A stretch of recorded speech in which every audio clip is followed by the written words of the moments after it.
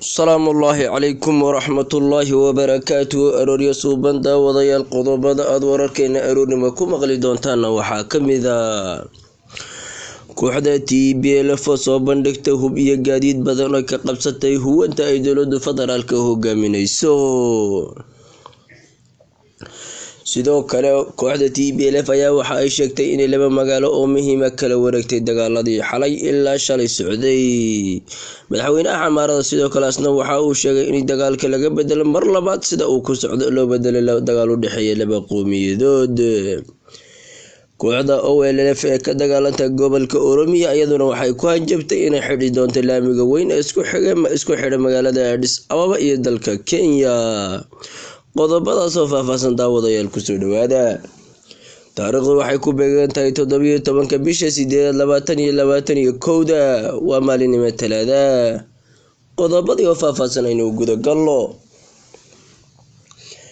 kooxda TPLF ayaa waxay soo bandhigtay hubka noocyadiisa kala duwan iyo gaadiid aad u fara badan kooxda TPLF ayaa waxa ay sheegtay gaadiidkan aad ku fara badan inay ka qabsatay huwanta ay hogaaminayso dawladda federaalka dagaaladii ay kula jirtay kuwanta dawladda federaalka hogaaminayso maalinimadii shalay ilaa xalay ayaa waxa ay sheegtay inay magaalooyin aad u fara badan ay ka qabsatay kuwanta dawladda federaalka hogaaminayso magaalooyinka ay kooxda TPLF ku faantay inay qabsatay waxaa kamid ah Dabre Tabuuk, Dabre Zayd iyo magaalooyin kale oo aad u fara badan kooxda TPLF ayaa waxa ay sheegtay hubka gacanteeda galay inuu dalka Itoobiya oo dhan hadduu isa soo raaco una mar iska caabin karin hatta waxay ku hanjabtay haday taageero caalami ah raadsato inay kooxda TPLF u barbardhigi karto dawladda federaalka sidoo kale kooxda TPLF waxa ay sheegtay inay hadda wixii ka dambeeya dulqaadka ka dhamaaday ayna ku xisaabtami doonto ama ay ka tashani doonaan sida ay dalkan Itoobiya u badbaadin lahaayeen ama sirta ku habsatay ay ku tilmaameen kooxda uu Abiy Ahmed hogaamiyana ay tallaabo sharci waafaqsan ka qaadi lahaayeen kooxda TPLF oo bariyahan dambeba aad u sii xoogeysanaysay oo dagaalkiina ka soo wareejiyay gobolkoodii oo u soo wareejiyay gobolada dariska sida gobolka Axmaarada iyo gobolka Canfarta ayaa bariyahan loo taaglaayahay ayadoo wali ku sugan gobolka Axmaarada iyo Canfarta kooxda TPLF ayaa waxaa la garanayaa dagaaladan ay ka wada gobolka Canfarta iyo gobolka Axmaarada cidda u fududeysay ama cidda garabka ku siinaysa maadaama ayna dhulkoodii joogin ay dhul kale ka dagaalamayaan sidoo kale dawladda federaalka ayaa markasta ku hanjabta inay tahay maalinkii ugu dambeysay TPLF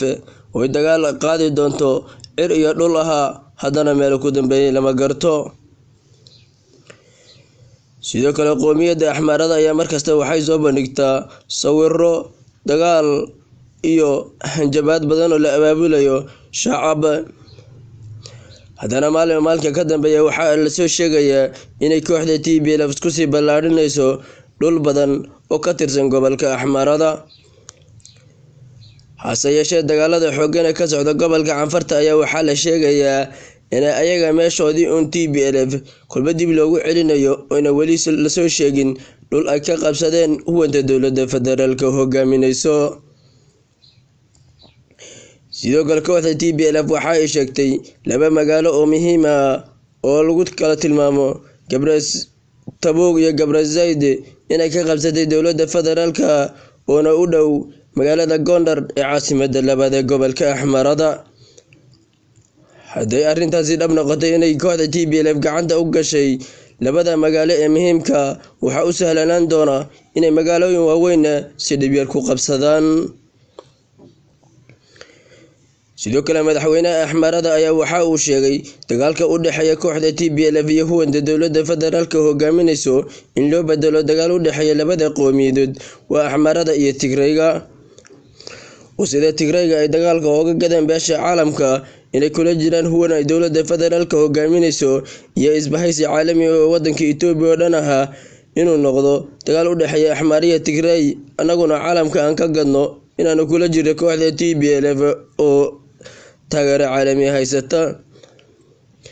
markii labada madaxweynaha Axmaarada ku celiyay maaha hadalkaasi balse wax jawaab oogama imanin xagga xukuumadda dalka Itoobiya ayaa ayadu u soo aragtay kooxdan TPLF inay koox yar tahay waqti kastana la jebin karo qaabkii loo jebin lahaa iyo dagaalka qararadi loo jeexilana ay weli ka fakirayaan. sidoo kale kooxda dowladda Itoobiya ayaa waxa ay sheegtay kooxda TPLF inay haga godkii ay ku baabilad ku soo dhacday mar dhowna la soo xidhib jari doono. ururka ka dagaalama gobolka Oromiya ayaa asna waxa uu sheegay inuu wadadan laamiga ee caalamiga ah ee dalka Kenya iyo isku xidhay Itoobiya uu goyni doono. wadadan hadduu ururkan Oromiya ka dagaalamaya wadada hadduu gooyo ayaa caqabad weyn gaajo iyo raashin la'aan la soo gudboonaan doonta shacabka Itoobiya, khaasatan shacabka ku nool gobolka Oromiya. shacabka gobolka Oromiya ku nool ayaa isaga gebi ahaanba wax uga yimaada wadadan weyn ee dalka Kenya ka timaada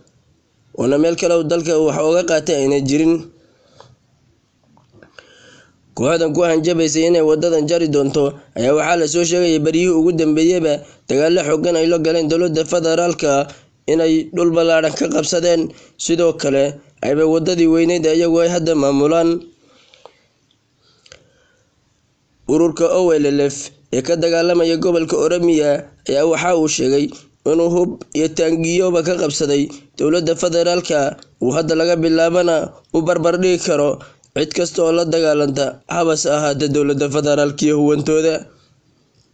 hase yeeshee dowladda federaalka ayaan iyadu marnaba agteeda qiimo ka yeelin ururka OLF ee ka dagaalamaya gobolka Oromiya, maxaa yeelay waxay dhan ururkan waa urur soo jireen ah, saameyntiisuna way iska yartahay, markasta oo dagaal la galana waa laga adkaadaa waa la caydhiyaa. hase yeeshee dowladda federaalka iyadoo caqabad weyn waxay u aragtaa ururka TPLF,